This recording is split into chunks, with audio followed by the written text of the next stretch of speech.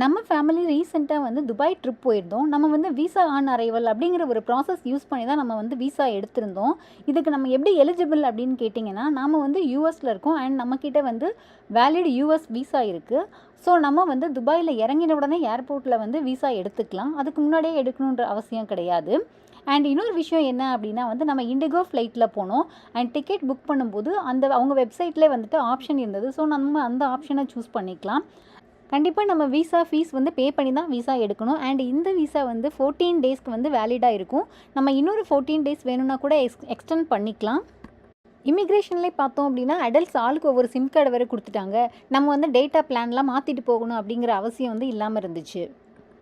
இன்னொரு முக்கியமான விஷயம் என்ன அப்படின்னா, இந்த விசா ஆன் அரைவல் ப்ராசஸில் வந்து நம்மளோட பாஸ்போர்ட் வந்து கண்டிப்பாக 6 மந்த்ஸாவது அட்லீஸ்ட் வேலிடிட்டி இருக்கணும். அது வந்து அவங்க ரொம்பவே ஸ்ட்ரிக்டாக பார்க்குறாங்க. நம்ம ப்ராசஸ் ஸ்மூத்தாக முடிஞ்சது. சூப்பராக என்ஜாய் பண்ணோம்.